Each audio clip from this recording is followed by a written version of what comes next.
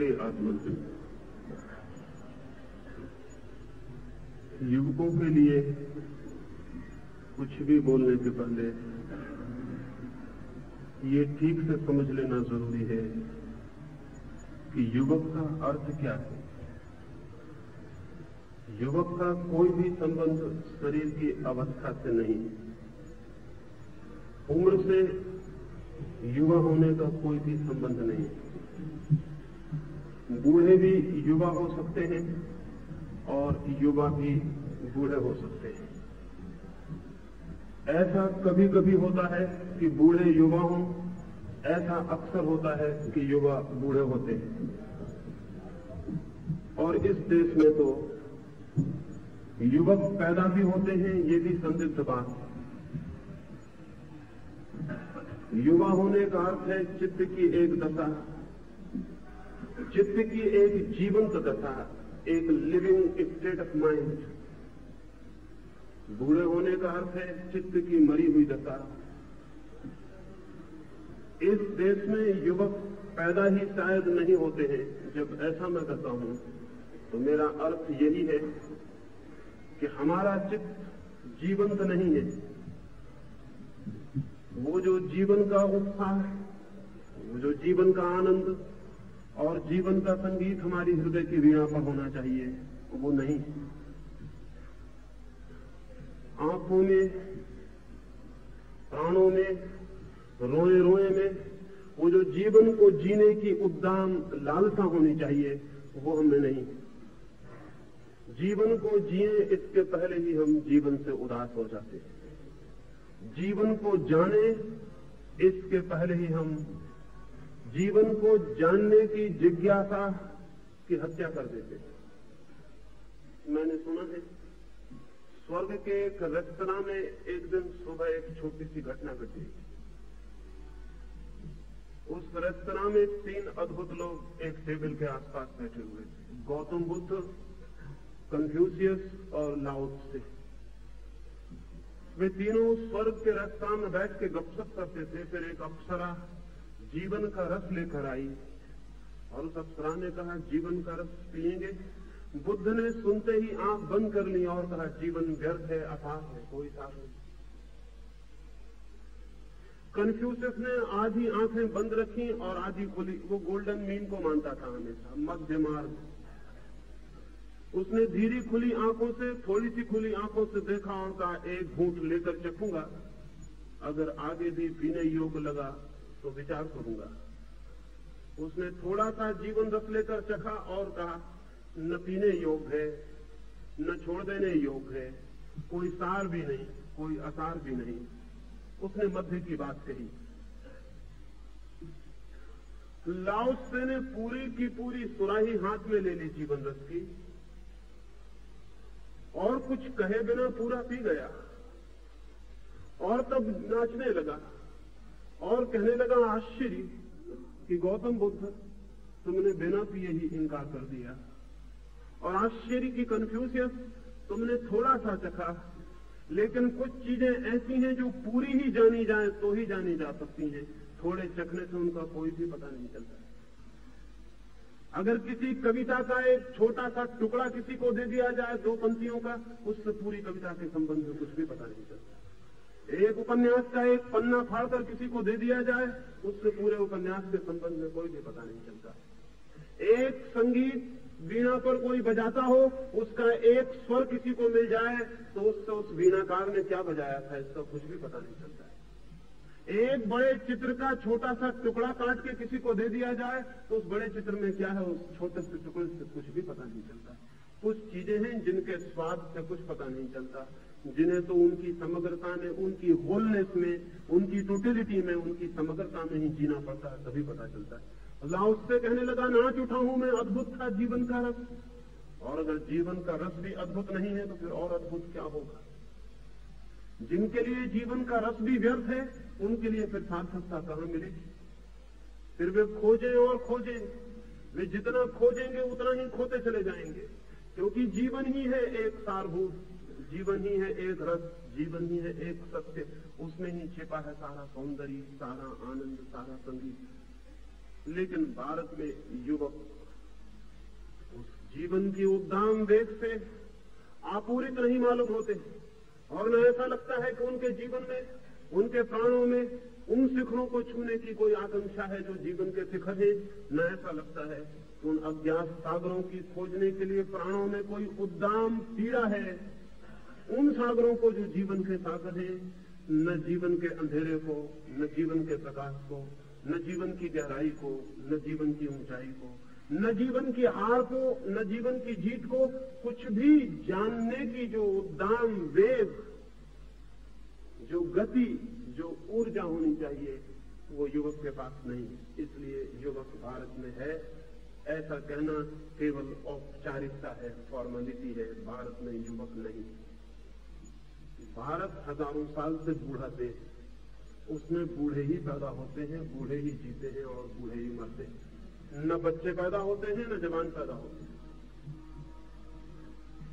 हम इतने बूढ़े हो गए हैं कि अब हमारी जड़ें जीवन के रस को नहीं खींचती, और न हमारी शाखाएं जीवन के आकाश में फैलती, और न हमारी शाखाओं में जीवन के पक्षी बखेरा करते हैं, और न हमारी शाखाओं पर जीवन का सूरज उगता है, और न जीवन का चांद चांदनी बरसाता है। सिर्फ धूल जमती जाती है, जड़ें सूखती जाती हैं, पत्ते गुंडाते जाते हैं, फूल पैदा नहीं होते, फल आते नहीं। बस है, वृक्ष है, न उसमें पत्ते हैं, न फूल है, सूखी शाखाएं खड़ी रह गई। ऐसा अभागा हो गया है देश। जब युवकों के संबंध में कुछ बोलना हो तो पहली तो बात यही जान लेनी जरूरी है,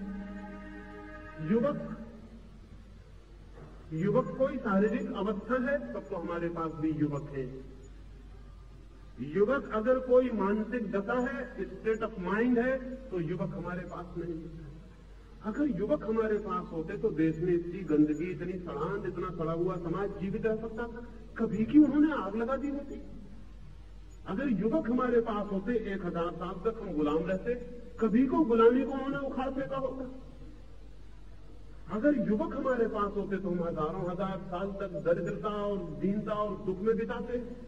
हमने कभी की दरिद्रता मिटा दी होती, या खुद मिट गए होते। लेकिन नहीं, युवक शायद नहीं। युवक हमारे पास होते तो इतना पाखंड, इतना अंधविश्वास, इतना सुपरस्टिशन चलता है इस देश में, युवक बर्दाश्त करते? 1-1 करोड़ रुपया यज्ञों में जलाने देते युवक अगर मुल्क के पास होते? और अब मैं सुनता हूं कि और भी करोड़ों रुपयों को जलाने का इंतजाम करने के लिए साधु सन्यासी लालाए, और युवक ही जाके चंदा इकट्ठा करेंगे और वॉलेंटियर बन के उस यज्ञ को करवाएंगे जहां देश की संपत्ति जलेगी। निपट गमारी में अगर युवक मुल्क में होते तो ऐसे लोगों को क्रिमिनल्स कह के पकड़ के अदालतों में खड़ा किया होता जो मुल्क की संपत्ति को इस भांति बर्बाद करते हो। 1 करोड़ रुपए की संपत्ति जलाने में जो आदमी जितना अपराधी हो जाता है, उससे भी ज्यादा अपराधी 1 करोड़ रुपया यज्ञ में जलाने से होता है। क्योंकि 1 करोड़ रुपए की संपत्ति को जलाने वाला थोड़ा बहुत अपराध भी अनुभव करेगा, यज्ञ में जलाने वाला पायस क्रिमिनल है, पवित्र अपराधी है, उसको अपराध भी मालूम नहीं पड़ता। लेकिन युवक मुल्क में नहीं है, इसलिए किसी भी तरह की मूढ़ता चलती है, इसलिए मुल्क में किसी भी तरह का अंधकार चलता है। युवकों के होने का सबूत नहीं मिलता देश को देखकर। क्या चल रहा है देश में? युवक किसी भी चीज पर राजी हो जाते हुए मालूम पड़ते हैं। वो युवक कैसा जिसके भीतर विद्रोह ना हो, रिबेलियन ना हो? युवक होने का मतलब क्या हुआ उसके भीतर? जो गलत के सामने झुक जाता हो उसको युवक कैसे कहे? जो टूट जाता हो लेकिन झुकता ना हो, जो मिट जाता हो लेकिन गलत को बर्दाश्त ना करता हो, वैसी स्पिरिट, वैसी चेतना का नाम ही युवक होना है। टू बी यंग, युवा होने का एक ही मतलब है वैसी आत्मा विद्रोही की जो झुकना नहीं जानती, टूटना जानती है, जो बदलना चाहती है, जो जिंदगी को नई दिशाओं में, नए आयामों पर ले जाना चाहती है, जो जिंदगी को परिवर्तन करना चाहती है।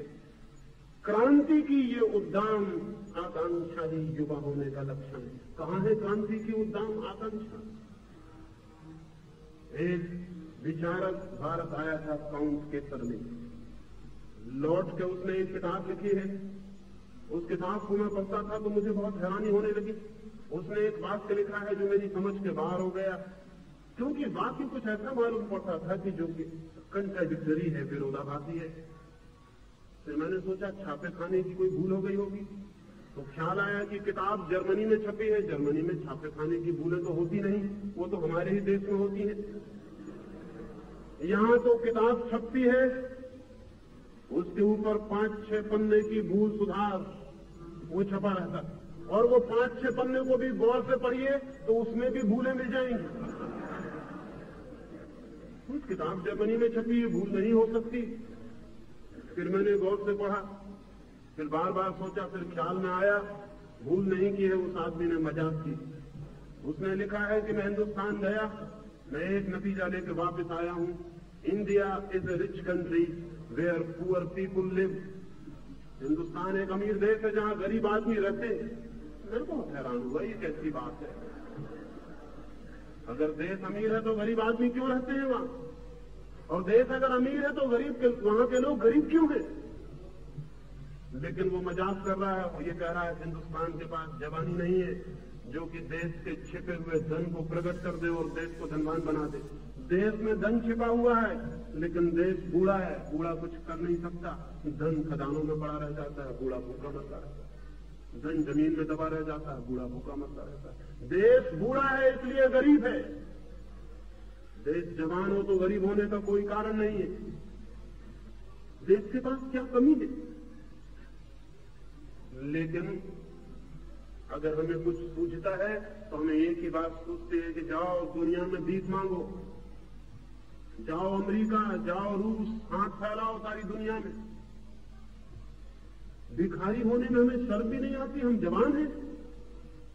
रास्ते पे एक जवान आदमी, स्वस्थ आदमी भीख मांगता हो तो हम उससे कहते हैं कि जवान हो के भीख मांगते हो। और हम कभी नहीं सोचते कि हमारा पूरा मुल्क सारी दुनिया में भीख मांग रहा है तो हमें जवान होने का हक रह जाता है। सड़क पर भीख मांगते आदमी से कोई भी कह देता है जवान होके भीख मांगते हो। हम जानते हैं कि जवान होके भीख मांगना लज्जा से भरी हुई बात, अपमानजनक। जवान को पैदा करना चाहिए। हाँ, बूढ़ा भीख मांगता हो तो हम क्षमा कर सकते हैं, अब उससे आशा नहीं पैदा करने की। सारी दुनिया में हम भीख मांग रहे हैं। 1947 के बाद अगर हमने कोई महान कार्य किया है तो वो यही कि हमने सारी दुनिया में भीख मांगने में सफलता पाई। शर्म भी नहीं आती हमें। दुनिया क्या सोचती होगी कि कितना बूढ़ा देश है, कुछ कर नहीं सकता, सिर्फ भीख मांग सकता। लेकिन उन्हें पता नहीं है कि हम पहले से ही पैदा करने की बजाय भीख मांगने को आदर देते रहे। हिंदुस्तान में जो भीख मांगता है वो आदरत है उससे जो पैदा करता है। ब्राह्मण हजारों साल तक देश में आदरत रहे सिर्फ इसलिए कि वो पैदा नहीं करते और भीख मांगते। और हिंदुस्तान ने बड़े बड़े भिखारी पैदा किए, महापुरुष, बुद्ध से लेकर विनोबा तक सब भीख मांगने वाले महापुरुष। अगर सारा मुल्क भीख मांगने लगा तो हर्ज क्या है? हम सब महापुरुष हो गए, महापुरुषों का देश है, सारा देश महापुरुष हो गया है। हम सारी दुनिया में भीख मांग रहे हैं। भिक्षा वृत्ति बड़ी धार्मिक वृत्ति है। पैदा करने में हिंसा भी होती है, पैदा करने में श्रम भी उठाना पड़ता है। और फिर हम पैदा क्यों करें? जब भगवान ने हमें पैदा कर दिया तो भगवान इंतजाम करे। जिसने चोंच दी है वो चून भी देता है, देगा। हम अपनी चोंच को हिलाते फिरेंगे सारी दुनिया में कि चून दो, क्योंकि क्यों हमें पैदा किया है। और जो हमें भीख देंगे उनको हम गालियां देंगे कि तुम भौतिकवादी हो, यू मटेरियलिस्ट, तुम भौतिकवाद में मरे जा रहे हो। हम आध्यात्मिक लोग हैं, हम इतने आध्यात्मिक हैं कि हम पैदा भी नहीं करते, सिर्फ खाते हैं। खाना आध्यात्मिक काम है, पैदा करना भौतिक काम है। भोगना आध्यात्मिक काम है, श्रम करना आध्यात्मिक लोग कभी नहीं करते। महात्मा कभी श्रम करते? महात्मा कभी श्रम नहीं करते। हीन आत्माएं श्रम करती हैं, महात्मा भोग करते हैं। पूरा देश महात्मा हो गया। 1962 में चीन में अकाल की हालत थी। ब्रिटेन के कुछ भले मानसों ने एक बड़े जहाज पर बहुत सा सामान, बहुत सा भोजन, कपड़े, दवाइयां भर के वहां भेजे। हम अगर होते तो चंदन तिलक लगाकर फूल मालाएं पहना तो उस जहाज की पूजा करते। लेकिन चीन ने उसको वापस भेज दिया और जहाज पर बड़े बड़े अक्षरों में लिख दिया, हम मर जाना पसंद करेंगे लेकिन भीख स्वीकार नहीं कर सकते।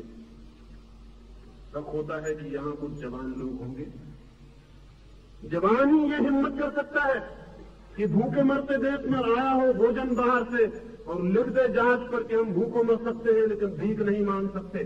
भूखा मरना इतना बुरा नहीं है, भीख मांगना बहुत बुरा है, लेकिन जवानी हो तो बुरा लगे, भीतर जवान खून हो तो चोट लगे, अपमान हो, हमारा अपमान ही नहीं होता। हम तो शांति से अपमान को झेलते चले जाते हैं। हम बड़े तटस्थ हैं अपमान को झेलने में।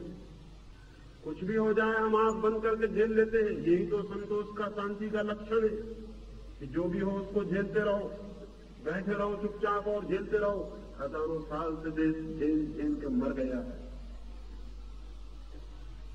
तो कैसे हम स्वीकार कर लें कि देश के पास जवान आदमी है, युवक है?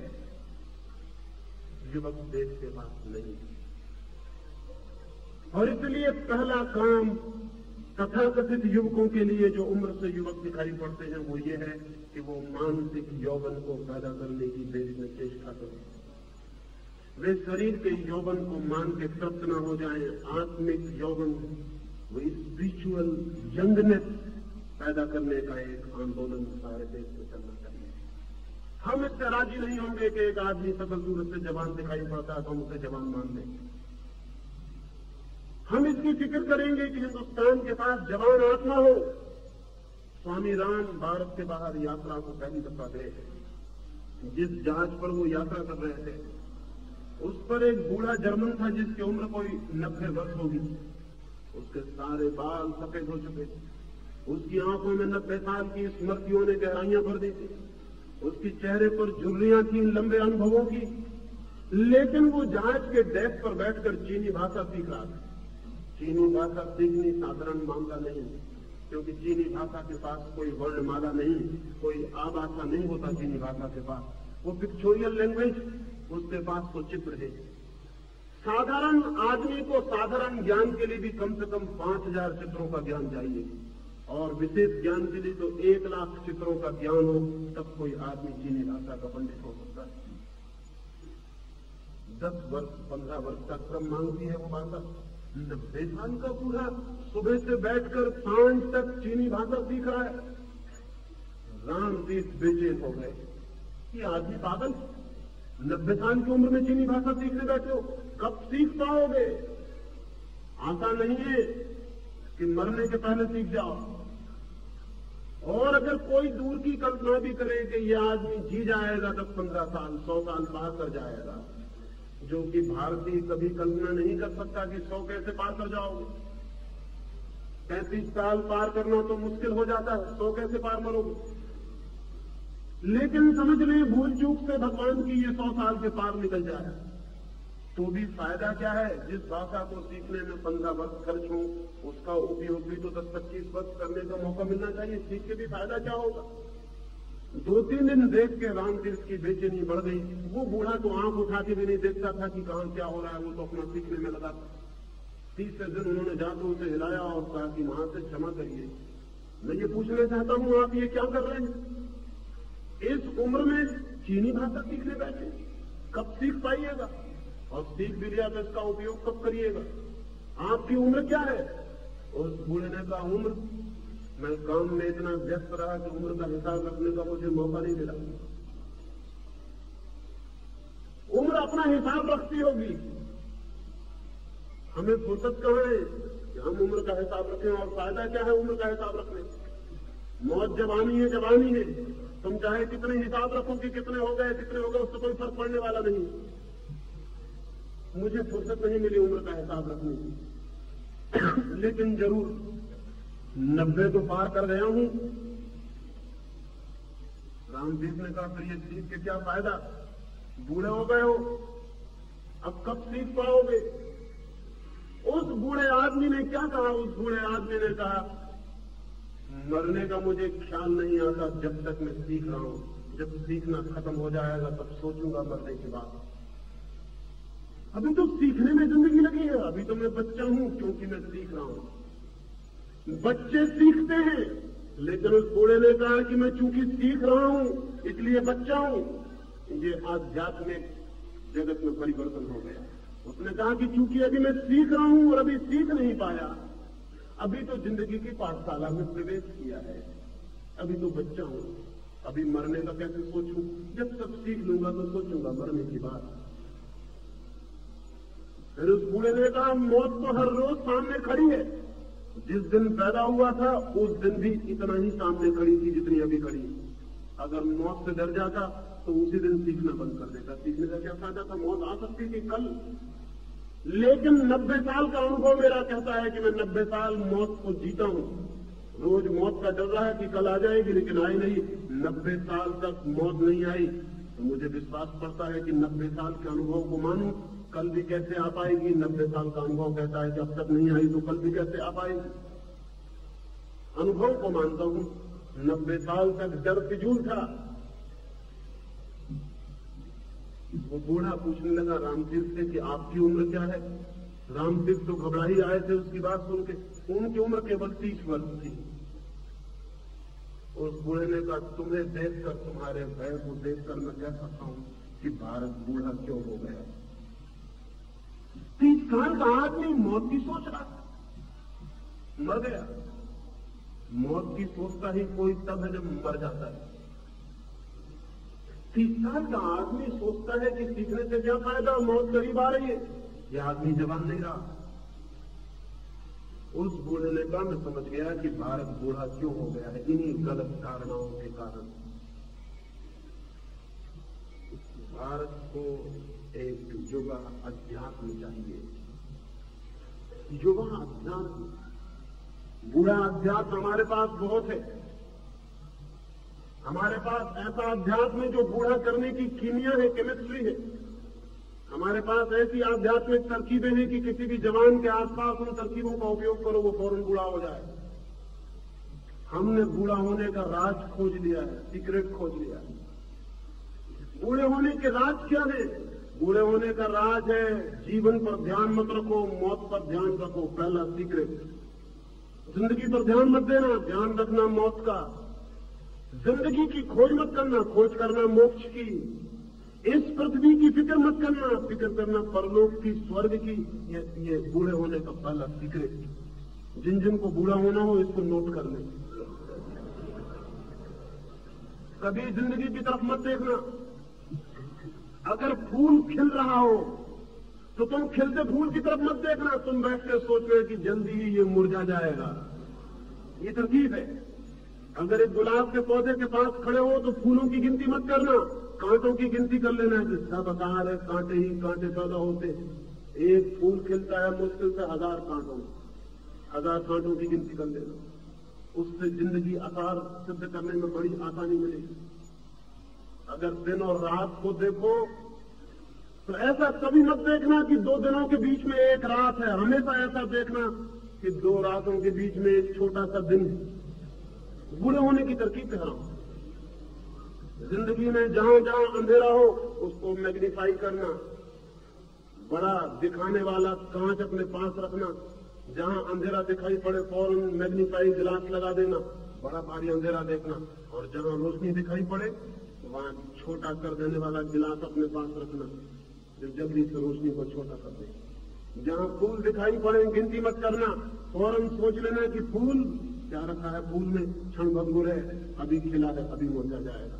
कांटा स्थायी है, शाश्वत है, सनातन है, न कभी खिलता है न कभी मुरझाता है, हमेशा है। इन बातों पर ध्यान देने से आदमी बड़ी जल्दी बूढ़ा हो जाता है। मैंने सुना है कि न्यूयॉर्क की एक 100वीं मंजिल से एक आदमी गिर रहा था।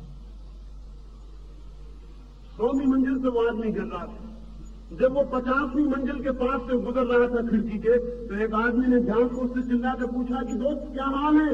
उसने कहा अभी तक तो सब ठीक है। यह आदमी गड़बड़ आदमी, यह आदमी जवान होने का ढंग जानता, लेकिन ये ठीक नहीं। उस आदमी ने कहा अभी तक सब ठीक है। अभी जमीन तक पहुंचे नहीं, जब पहुंचेंगे तब देखेंगे। अभी 50वीं खिड़की तक सब ठीक चल रहा है। ओके, यह आदमी जवान होने की तरकीब जानता है, लेकिन हमको ऐसी तरकीबें कभी नहीं सीखना चाहिए। हमें तो बूढ़े होने के रास्ते पर चलना चाहिए। बूढ़े होने का रास्ता, पहली बात, कभी जिंदगी में जो सुंदर हो उसकी तरफ ध्यान मत देना, जो असुंदर हो उसको खोजबीन करना। अगर किसी गांव में आप जाएं और कोई आदमी आके कहे कि फला आदमी बहुत बड़ा संगीत, अभी इतनी अद्भुत बांसुरी बजाता है, तो फौरन उससे कहना कि वो बांसुरी क्या खराब हो जाएगा, वो आदमी चोर है, बेईमान है, बांसुरी कैसे बजा सकता है? आप धोखे में पड़ गए होंगे। वो आदमी पक्का चोर बेईमान है, वो बांसुरी नहीं बजा सकता। ये बूढ़े होने की तरकीब। अगर जवान आदमी उस गांव में जाएगा और कोई उससे कहेगा उस आदमी को जानते हैं वो बड़ा चोर बेईमान है, तो जवान आदमी कहेगा ये कैसे हो सकता है कि वो चोर और बेईमान है? मैंने उसे बड़ी सुंदर बांसुरी बजाते देखा है, इतनी अद्भुत जो बांसुरी बजाता है वो चोर नहीं हो सकता। बूढ़े के जिंदगी को देखने का ढंग है दुखद को देखना, अंधेरे को देखना, मौत को देखना, कांटे को देखना। हिंदुस्तान हजारों साल से दुखद को देख रहा है। जन्म भी दुख है, जीवन भी दुख है, मरण भी दुख है, प्रियजन का बिछुड़ना दुख है, अप्रियजन का मिलना दुख है, सब दुख है। मां के पेट में दुख झेलो, फिर जन्म का दुख झेलो, फिर बड़े होने का दुख झेलो, फिर जिंदगी के गृहस्थी के चक्कर झेलो, फिर बुढ़ापे की बीमारियां झेलो, फिर मौत झेलो, फिर जलने की आग में अंतिम लीला झेलो। ऐसा जीवन एक दुख की लंबी कथा है। बूढ़ा होना है तो इसका स्मरण करना चाहिए। बूढ़ा होना है तो बगीचों में कभी नहीं जाना चाहिए, हमेशा मरघट पर बैठ के ध्यान करना चाहिए। जहां आदमी जलाए जाते हो, सुंदर से बचना चाहिए, असुंदर को देखना चाहिए, विकृत को देखना चाहिए, स्वस्थ को छोड़ना चाहिए। सुख मिले तो कहना चाहिए क्षणभंगुर है, अभी है, अभी खत्म हो जाएगा। दुख मिले तो छाती से लगा के बैठ जाना चाहिए और सदा आंखें रखनी चाहिए जीवन के उस पार। कभी इस जीवन को नहीं, इस जीवन को समझना चाहिए एक वेटिंग रूम।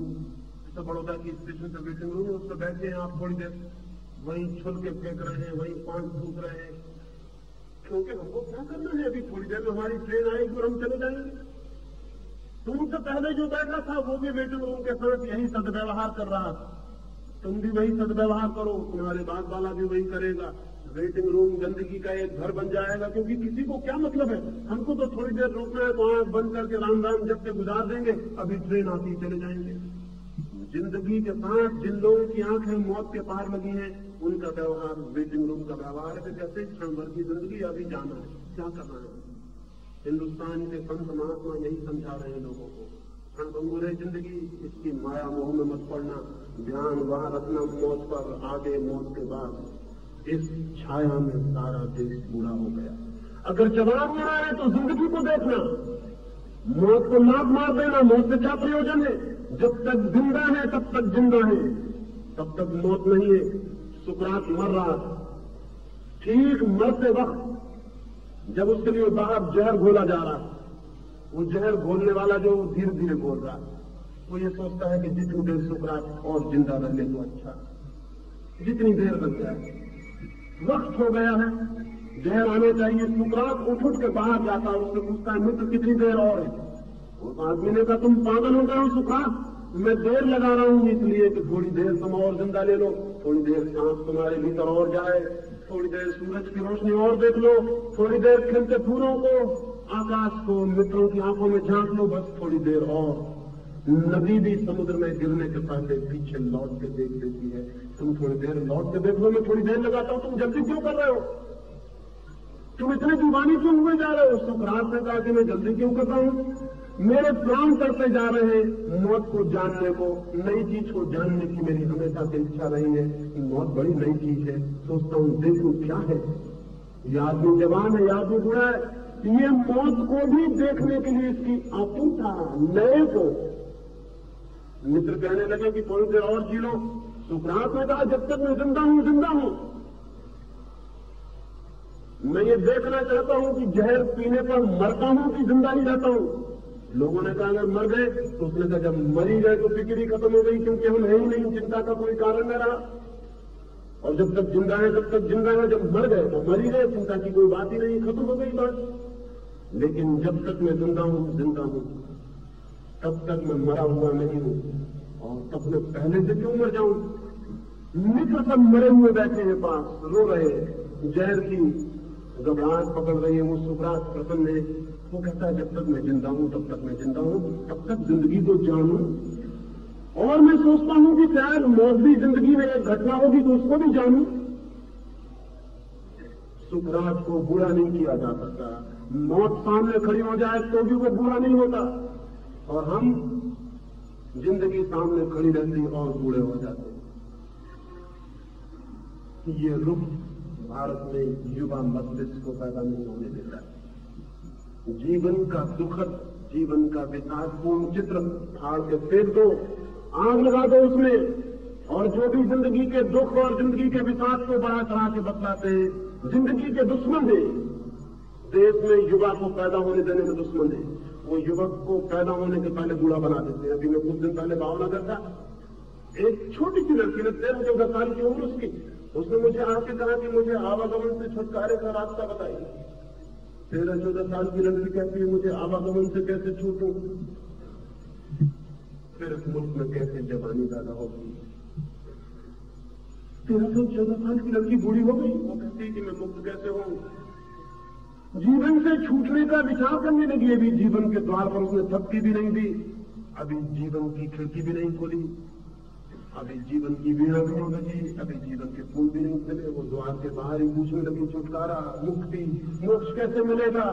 जहर डाल दिया होगा किसी ने उसके दिमाग में, माँ बाप ने, गुरुओं ने, शिक्षकों ने उसको फायदेमंद किया। उसकी जवानी पैदा नहीं होगी, अब वो बूढ़ी ही जिएगी। उसका विवाह भी होगा तो एक बूढ़ी औरत का विवाह है, एक जवान लड़की का नहीं। उसके घर के द्वार पर शहनाइयां बजेंगी तो एक बूढ़ी औरत सुनेगी उन शहनाइयों को, एक जवान लड़की नहीं। उन शहनाइयों से भी मौत की आवाज सुनाई पड़ेगी, जीवन का संगीत नहीं। वो बूढ़ी हो गई। पहली बात, अगर बूढ़े होना है तो मौत पर ध्यान रखना, जीवन पर नहीं। और अगर जवान होना है तो मौत को लात मार देना, वो जब आएगी तब मुकाबला कर लेंगे उससे। जब तक जीते हैं तब तक पूरी तरह से जिएंगे, उसकी टोटलिटी में जीवन के रस को खोजेंगे, जीवन के आनंद को खोजेंगे। रविन्द्रनाथ मर रहे, एक मित्र, बूढ़े मित्र आए और उन्होंने कहा कि अब मरते वक्त भगवान से प्रार्थना कर लो कि अब दोबारा जीवन में न भेजे। अब आखिरी वक्त प्रार्थना कर लो कि अब आवागमन से छुटकारा हो जाए, अब इस पाप, इस गंदगी में, चक्कर में ना आना पड़े। रविन्द्रनाथ ने कहा क्या कहते हैं आप, मैं और ये प्रार्थना करूं? मैं तो मनी मन ये कह रहा हूं कि प्रभु अगर तूने मुझे योग पाया हो तो बार बार तेरी पृथ्वी पे भेज देना, बड़ी रंगीन थी, बड़ी सुंदर थी। ऐसे फूल मैंने देखे, ऐसे चांद, ऐसे तारे, ऐसी आंखें, ऐसा सुंदर चेहरे कि मैं दंग रह गया हूं, मैं हैरान हो गया हूं, मैं आनंद से भर गया हूं। अगर तूने मुझे योग पाया हो तो परमात्मा बार बार इस दुनिया में मुझे भेज देना। मैं तो ये प्रार्थना कर रहा हूं। मैं तो डरा हुआ हूं कि कहीं मैं अपात्र में सिद्ध हो जाऊं कि मुझे दोबारा न भेजा जाए। रविन्द्रनाथ को बूढ़ा बनाना बहुत मुश्किल है, करीब बूढ़ा हो जाएगा, लेकिन इस आदमी के भीतर जो आत्मा है वो जवान है, वो जीवन की मांग कर रही। रविन्द्रनाथ ने मरने के कुछ ही घड़ी पहले कुछ कड़ियां लिखवाई, उनमें 2 कड़ियां हैं। देखा तो मैं नाचने लगा। क्या प्यारी बात कही है। किसी मित्र ने रविन्द्रनाथ को कहा कि तुम तो महाकवि हो, तुमने 6000 गीत लिखे जो संगीत में बांधे जा सकते हैं। शैली को लोग पश्चिम में कहते हैं महाकवि, उसके तो सिर्फ 2000 गीत संगीत में बन सकते हैं, तुम्हारे तो 6000 गीत। तुमसे बड़ा कोई कवि दुनिया में कभी नहीं हुआ। रविन्द्रनाथ की आंखों से आंसू बहने लगे और रविन्द्रनाथ ने कहा क्या कहते हो? मैं तो भगवान से कह रहा हूं कि अभी मैंने गीत गाया कहां था, अभी तो साज बिठा पाया था और विदा का क्षण आ गया। अभी तो ठोक पीट के तंबूरा सीख दिया था, अभी मैंने गीत गाया कहां था। अभी तो तंबूरे की तैयारी की थी, अब ठोक पीट के तैयार हो गया था, साज बैठ गया था, अब मैं गाने की चेष्टा करता और ये तो विदा का क्षण आ गया और मेरे तंबूरे को ठूकने पीटने को लोगों ने समझ लिया कि ये महाकवि हो गया। भगवान से कह रहा हूं कि संगीत का साज तैयार हो गया और मुझे विदा कर रहे हो। अब तो मौका आया था कि मैं गीत गाऊं। मरता हुआ रविन्द्रनाथ कहता है कभी तो मौका आया था कि मैं गीत गाऊं। वो ये कह रहा अभी तो मौका आया था कि मैं जवान हुआ था। वो ये कह रहा अब तो मौका आया था कि वीणा तैयार हो गई थी और मुझे विदा कर रहे हो। बूढ़ा आदमी ये कह सकता तो फिर वो आदमी बूढ़ा नहीं। अगर जवान होना है तो जिंदगी को उसको सामने से पकड़ लेना पड़ेगा। एक एक क्षण जिंदगी भागी चली जा रही है, उसे मुट्ठी में पकड़ लेना पड़ेगा। उसे जीने की पूरी चेष्टा करनी पड़ेगी। और जी केवल वे ही सकते हैं जो उसमें रस का दर्शन करते हैं। और वहां दोनों चीजें हैं। जिंदगी के रास्ते पर कांटे भी हैं और फूल भी। जिन्हें बुरा होना हो वे कांटों की गिनती कर ले, जिन्हें जवान होना हो वो फूलों को गिन ले। और मैं कहता हूं कि करो करो कांटे भी फूल के पखरी के मुकाबले क्या है। एक गुलाब के फूल की छोटी सी पखरी इतना बड़ा मिरेकल है, इतना बड़ा चमत्कार है कि करोड़ों कांटे भी इकट्ठे करने से क्या सिद्ध होता है? उससे कुछ भी सिद्ध नहीं होता। उससे सिर्फ इतना ही सिद्ध होता है कि बड़ी अद्भुत है ये दुनिया। जहां इतने कांटे हैं वहां भी मखमल जैसा गुलाब का फूल पैदा हो सकता है। उससे सिर्फ इतना सिद्ध होता है और कुछ भी सिद्ध नहीं होता। लेकिन ये देखने की दृष्टि पर निर्भर है कि हम कैसे देखते। पहली बात, जिंदगी पर ध्यान चाहिए। मेडिटेशन ऑन लाइफ, मौत पर नहीं। तो आदमी जवान से जवान होता चला जाता है। बुढ़ापे के अंतिम क्षण तक मौत के द्वार पर खड़ा होकर भी वैसा आदमी जवान होता है। दूसरी बात, जो आदमी जीवन में सुंदर को देखता है, जो आदमी जवान है, वो आदमी असुंदर को मिटाने के लिए लड़ता भी है। जवानी सिर्फ देखती नहीं, जवानी लड़ती भी है। जवानी स्पेक्टेटर नहीं है। जवानी तमाशबीन नहीं है कि तमाशा देख रहे हैं खड़े होकर। जवानी का मतलब है जीना, तमाशगिरी नहीं। जवानी का मतलब है सृजन। जवानी का मतलब है सम्मिलित होना, पार्टिसिपेशन। दूसरा सूत्र है, खड़े होकर रास्ते के किनारे अगर देखते हो जवानी की यात्रा को, जीवन की यात्रा को, तो तुम तमाशबीन हो, तुम जवान नहीं हो। पैसिव ऑनलुकर, एक निष्क्रिय देखने वाला आदमी जवान नहीं हो। जवान सम्मिलित होता है जीवन में।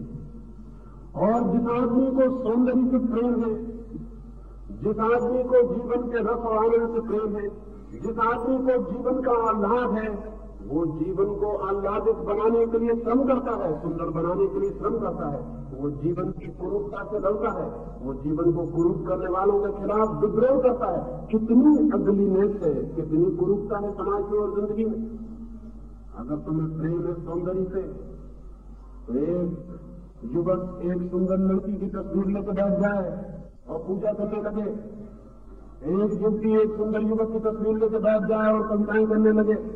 इतने से जवानी का काम पूरा नहीं हो जाता। सौंदर्य के प्रेम का मतलब है सौंदर्य को पैदा करो, क्रिएट करो, जिंदगी को सुंदर बनाओ। आनंद के उपलब्धि और आनंद की आकांक्षा का आनंद को दिखाओ। फूलों को चाहते हो तो फूलों को पैदा करने की चेष्टा में संलग्न हो जाओ। जैसा तुम चाहते हो जिंदगी को वैसा जिंदगी को बनाओ। जवानी मांग करती है कि तुम कुछ करो, खड़े होकर देखते मत रहो। हिंदुस्तान की जवानी समाज की हम देखते रहते हैं खड़े होकर जीवन का, जैसे कोई जुलूस जा रहा है, ऐसे रुके हुए देख रहे हैं कुछ भी हो रहा है। सारे मुल्क में कुछ भी हो रहा है, शोषण हो रहा है, जवान खड़ा हुआ देख रहा है। अन्याय हो रहा है, जवान खड़ा हुआ देख रहा है। बेवकूफियां हो रही हैं, जवान खड़ा देख रहा है। बुद्धिहीन लोग देश को नेतृत्व दे रहे हैं, जवान खड़ा हुआ देख रहा है। जल का धर्म गुरु बनकर बैठी है, जवान खड़ा हुआ देख रहा है। सारे मुल्क के जीवन को नष्ट किया जा रहा है और जवान खड़ा हुआ देख रहा है। ये कैसी जवानी? दुष्टता से लड़ना पड़ेगा, असौंदर्य से लड़ना पड़ेगा, शोषण से लड़ना पड़ेगा, जिंदगी को विकृत करने वाले तत्वों से लड़ना पड़ेगा, जिंदगी के खून को पीने वाले तत्वों से लड़ना पड़ेगा। थोड़ा आदमी जब सागर की लहरों पर जीता है, फिर तूफानों में जीता है, फिर आकाश में उसकी उड़ान होनी शुरू होती। लेकिन क्या लड़ोगे तुम? व्यक्तिगत लड़ाई नहीं देंगे, कोई सामूहिक लड़ाई की तो बात अलग, कोई फाइट नहीं।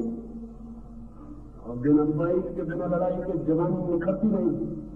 जवानी सदा लड़ती है और निखरती है, जितना लड़ती है उतना निखरती है। सुंदर के लिए, सत्य के लिए, शिव के लिए जवानी जितनी लड़ती है उतनी निखरती है। लेकिन जान लोगे, तुम्हारे पिता आ जाएंगे, तुम्हारी गर्दन में रस्सी डाल के कहेंगे एक लड़की से विवाह कर लो, और तुम घोड़े पर बैठ जाओगे, तुम जवान हो। और तुम्हारे बाप जाके कहेंगे कि 10,000 रुपया लेंगे इस लड़की से, और तुम मजे से मन में गिनती करोगे कि 10,000 में स्कूटर खरीदेंगे, क्या करें, तुम जवान हो। ऐसी जवानी दो घोड़ी की जवानी है। जिस लड़की को तुमने कभी चाहा नहीं, जिस लड़की को तुमने कभी प्रेम नहीं किया, जिस लड़के को तुमने कभी नहीं चाहा और जिस लड़के को तुमने कभी छुआ नहीं, उस लड़के से विवाह करने के लिए, उस लड़की से विवाह करने के लिए तुम पैसे के लिए राजी हो रहे हो, समाज की व्यवस्था के लिए राजी हो रहे हो, तो तुम जवान नहीं हो। तुम्हारी जिंदगी में कभी भी वे फूल नहीं खिलेंगे जो युवा मस्तिष्क जानता है। तुम कभी उन आकाश को नहीं छुओगे जो युवा मस्तिष्क छूता है। तुम हो ही नहीं, तुम एक मिट्टी के लौंडे हो जिसको कहीं भी सरकाया जा रहा हो, कहीं भी लिया जा रहा है। तुम चुपचाप मानते चले जा रहे हो कुछ भी। न तुम्हारे मन में संदेह है, न जिज्ञासा है, न संघर्ष है, न बुखार है, न पूछ है, न इंक्वायरी है कि क्या हो रहा है।